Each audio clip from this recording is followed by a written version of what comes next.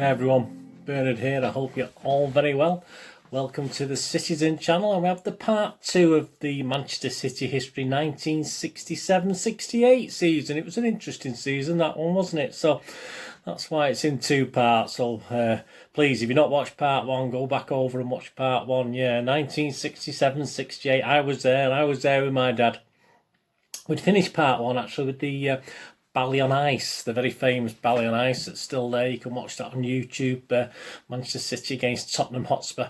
We finished with that game on the 9th of December 1967, of course, a 4-1 victory for City. City were flying high at that time. Almost 2-month unbeaten league run, including a 6-0 demolition of Leicester City, who we would play a few times this season. I think we play them in the League Cup and the FA Cup, so there's more of that to come, obviously, in this part 2. But yeah, we had a 6-0 demolition of Leicester City with a certain Peter Shilton in goal. He did get sort of revenge on us, but yeah, so it was looking all pretty good. So we're going to have a look at part 2 of the season after the Bally on Ice now, which is interesting because it started obviously with a trip to Anfield, which is never easy, is it? Let's be honest about it. Anyway, please, if you're new to this channel, push that subscribe button, push the bell notifications. All these vlogs are coming out. I do these City history vlogs, of course. I do City present and quizzes and stuff like that. So please check all the playlists on that. And you'll also notice if you look through the playlist, I do stuff on film and TV as well. So that's of any interest to you. I do information vlogs and try and entertain and inform, TV drama reviews, film reviews, etc. So if you're interested in that, please have a look at that. Or you know someone who might be interested in it, please point in my direction. If they like what they see, obviously give them a push as well. Get them to subscribe. That would be wonderful. And there's a couple of links on screen for Facebook and Twitter. So if you want any followers or friends on there, just I post loads of stuff on there on Twitter and Facebook every day. I'm usually on it most days on social media, reposting stuff I find interesting, stuff that I've put out, etc, etc. So please check that out, and I will follow and friend you back, and I do check every couple of days. So if you do that, I do check, and I will reciprocate with my following and friendship. Anyway, let's get on with this. Part 2, 1967-68. It was a long time ago, wasn't it, as I'm recording this? Yeah, off the pitch, yeah, I mean, we still had the newish social club. I was going to become a member of the social club, obviously, when I got to about, I think I snuck in when I was about 16. I think I used someone else's ID to sneak in a few times, but obviously I officially joined when I became 18 years old. So I spent a lot of time in the Manchester City Social Club, but it was still fairly new in 67, 68. I mean, look at that thing there that's been up on screen for the Christmas and New Year. All handwritten, well, nicely written, but all still sort of handwritten, wasn't it? I mean, you can see the name Colin Crompton there. I think he was on the Comedians, wasn't he?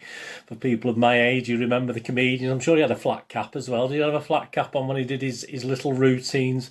Yeah, there you go. Members, £1, and visitors 3 and 6. New Year's Eve, 8 PM till 2 AM, eh? Oh, dancing till the early hours of the night, into the early hours of the morning. Singles £1, doubles 35 shilling. 35 shilling. There you go. What's that in new money? Oof, I don't know. I haven't got a clue. What, £1, 75, I think. Yep, £1.75 in new money. And they had a casino as well, if you look at the bottom of there. I don't remember a casino when I was going, so perhaps that didn't last too long. I'm not too sure. Yeah, so that was it. That was the social side. Of course, we went to Anfield on the 16th of December, and Francis Lee had a bit of a nickname. He was called Cape Canaveral, as in the American rocket base, for his right foot. He was called Cape Canaveral Lee. Can't even say it, never mind anything else. Cape Canaveral Lee, obviously, right foot Lee. That was his nickname. I don't remember that at the time, but apparently that was so. And he scored in a 1-1 draw at Anfield.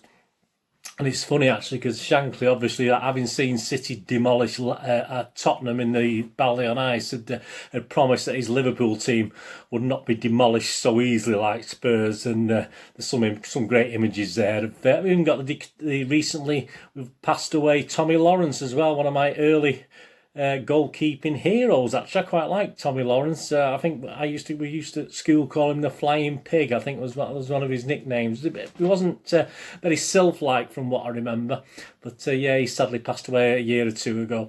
You've got some of you there. Emlyn Hughes even features, doesn't he, there? And Francis Lee scoring the equaliser. So Yeah, a draw at Anfield. Well, we could do with a few of them.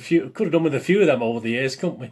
The unbeaten run came to a grinding halt though at Christmas, with back-to-back defeats in matches against West Bromwich Albion. Yeah, we played them on Boxing Day, which left City third, and we played them again on the 30th of December at Main Road, and they beat us on that one as well. So it caused us to fall, unfortunately, to fourth place after these both defeats. I mean, West Brom would do us a favour later on, so all was forgiven, I suppose. But not great, was it? That was a bit disappointing.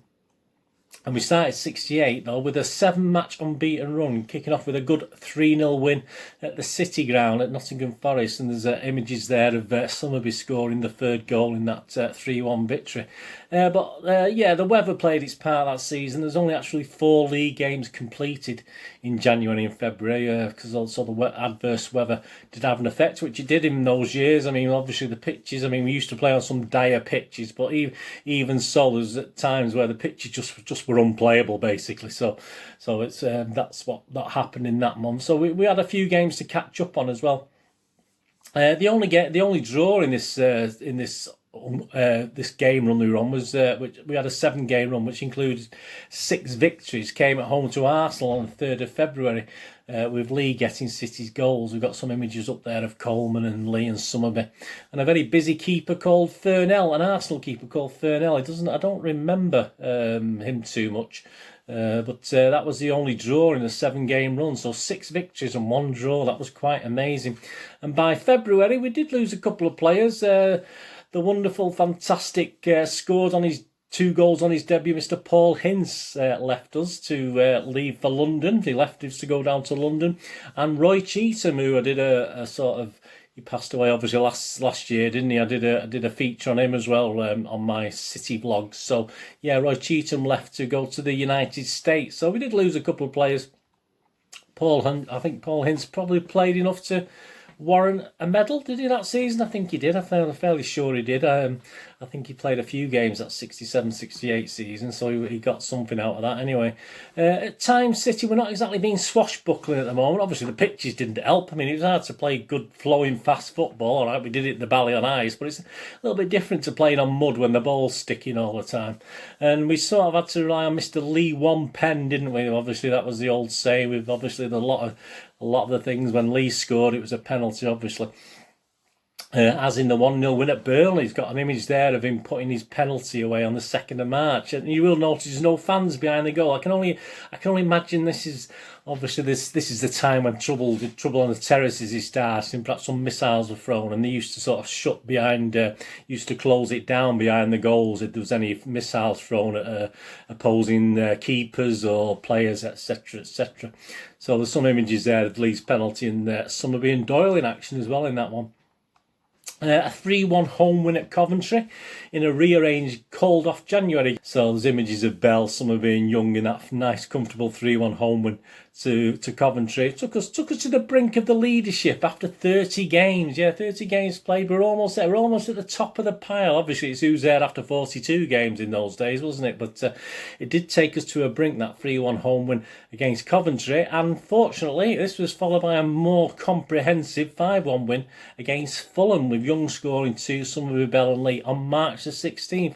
And that put us top. That put us back on top, but only on goal average at that point in time. But hey, would things get better? Probably not. We go on top, and it didn't last very long. The run came to a shuddering halt in the next game. We defeated Don Revie's Leeds, who were also up there, weren't they? They were the title contenders as well. And after beating us, Leeds actually went to the top of the table, which allowed our little rivals, this is the 23rd of March, got beat by Leeds, our rivals United to sort of jump above us as well. So they went into 2nd spot, and we finished up in 3rd spot on the 23rd of March 1968. And by pure coincidence, as it always is, I mean, the games were thick and fast. Obviously, our next game, yes, Old Trafford. So that was going to be an interesting challenge, wasn't it? A game against United at Old Trafford. Things didn't look great. We went to Old Trafford, and they didn't really look. We looked a bit scared, to be honest. The City looked a bit nervy in those early exchanges, and I think defeat at Ellen Road was still a hangover from that. and United took a lead from George Best after just 38 seconds. So perhaps that was too early though, because although we did settle eventually, and we did struggle initially, but we rallied. We rallied on that one. We beat them 3-1, which was fantastic, with goals from Heslop, Lee, and of course Colin Bell. I mean, the only negative was Mr. Bell had to go off. Colin had to go off with an injury. It meant he missed four of the next 4 games, which was really bad, and did affect City because. In the next 5 games after that, obviously, I'd sort of projected City up to the top again. So the next 5 games, we only won 2, lost 2 and drew 1. So obviously the missing Colin Bell for 4 of those certainly did have a big effect to us. And by late April, with 4 games left, it did appear, just with 4 games left, I mean, these things, don't forget this title was Leeds and Manchester United was struggling, not comprehensively winning every week. So it was, they were dropping points as well. But with 4 games left, it did appear that City needed to win all 4 to have at least a chance at the title. And then with City scoreless in 2 consecutive games for the first time that season in late April, City went to Sheffield Wednesday and won by the only goal, and that was an own goal, so we didn't even score that really. But that sort of steadied the nerves a little bit. And on the same day, Manchester United lost to our Christmas adversaries, West Bromwich Albion, which actually meant where City had the thing in their own hands, more or less. City were now in a position where winning the final 3 games would all but guarantee the championship, because they had a superior goal average to United. So as long as United didn't knock 10 goals in each game or something like that, which wasn't likely at the time, City had a chance of actually, it was in their own hands now. City could actually do it just by, say, they had a chance by winning the last 4. They can absolutely do it now by winning the last 3. In the first of the 3, a home match against Everton, City won 2-0. Match featuring Tony Buck's first league goal for the club. What a time to score a goal when we needed it. Thanks, Tony. And also the other goal was another Tony. Tony Coleman scored the other goal in that. And Tottenham, next was Tottenham. Not an easy game at White Hart Lane. City took a nice, comfortable 3-0 lead just to settle the nerves. But hey, we let Tottenham get one back. I mean, so we did the double, didn't we, after that Bally on ice. So eventually we won 3-1 with 2 goals from Colin Bell and Mike Summerby. So, yeah, I mean, we go into the final match, don't we? I don't need to say too much about the final match, of course. Newcastle United away, St James's Park. But we went into that final match level on points with Manchester United. But we did hold the advantage, of course, of this goal average. They hadn't closed the gap anything. So that was the first decider if teams finished level on points. So we were comfortable there. But we needed a win to be sure, didn't we? We needed to be a win to be sure of getting that title.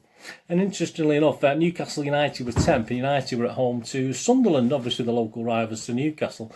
And the bookmakers, actually, who did have bookmakers in those times, actually made United slight favourites for the title. So they weren't optimistic that City could go to Newcastle and get anything. But hey, what do they know? They don't they never do anything right, do they, bookmakers? So yeah, so it didn't really matter, did it? United were actually beaten at home by Sunderland.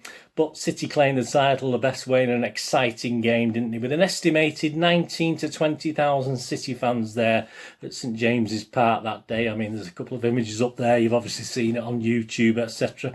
Obviously, I was far too young to get up to St James's Park. But yeah, it was a really good ding-dong battle. Even then, they made us suffer a little bit, didn't they? We did go 4-2 ahead, and we did allow Newcastle to get a goal back, so it's 4-3. But Young got a couple, Summerby and Lee sealed it, and obviously we'd won the league. We didn't get the trophy there and then, though. A hastily arranged friendly with Bury at home the following Tuesday on the 16th of May 1968, which I was there with my dad at that one, allowed the trophy to be presented to Joe Mercer, Allison and the boys. Some great images there, and that was a fantastic. I don't remember much about it. As I say, I was only 9 at the time, but I'm sorry, I was probably 8. Was I 9? Yeah, 9. I would have been 9 years old in the July. Yeah, so I wasn't even that. So my memory's not very good, but obviously we've got the images and we can look back, can't we? So we won the title. It's fantastic. Away from the league, I mean, we did obviously have other games. We were in the FA Cup. Obviously, that's going to be interesting in the 68-69 season, isn't it? But in the FA Cup, we'd actually drawn at home with third division Reading 0-0, which was a bit of a disaster at the time. There's plenty of Reading fans made the trip down to Main Road that day, and then we went on to actually win the replay 7-0 at Reading. So that was we sort of made them suffer a little bit for that, didn't we? And of course, Leicester. Of course, we went out in the next round. So Leicester, who don't forget, we beat Leicester 6-0 in the league. But a 0-0 draw at Main Road with a fine display this time by Peter Shilton. Obviously, he wasn't going to get 6 past him, was he, this time? We did lose the replay at Filbert Street. A great game, 4-3, unfortunately, but we did go out of the FA Cup in the next round. And in the League Cup, we played Leicester as well, surprisingly enough. So as I said, we played in the League Cup, the FA Cup, and obviously twice in the league. So obviously, we'd beat Leicester 4-0 in September. So again, I assume Mr. Shilton was in charge. I haven't seen the team for that one. We went to play Blackpool. I've got some images there of Summer Being Young scoring. We drew at home and we actually won in the replay at Broomfield Road on the 28th of October 1967, 2-0. And we would go out in the next round against Fulham at Craven Cottage in round 4. So the round before the quarter-finals, 3-2 at Craven Cottage. So not the greatest runs, but a couple of interesting games there with the Leicesters and the Reading game, etc. Crowds, the crowds are up to an average of 37,223, so that wasn't too bad, was it? The best of the season, of course, was United at Main Road, 62,942. Amazing figures. And the lowest was our second home game. Obviously, we'd drawn at home with Liverpool the very first game. Then we'd lost a couple of away games, if you look back at part 1. And so a low crowd of just over 22,000. 22,002. So me and my dad were probably the two. Attended against Southampton in our second home game of the season. That was the lowest crowd. I mean, that was very low compared to the most of the crowds.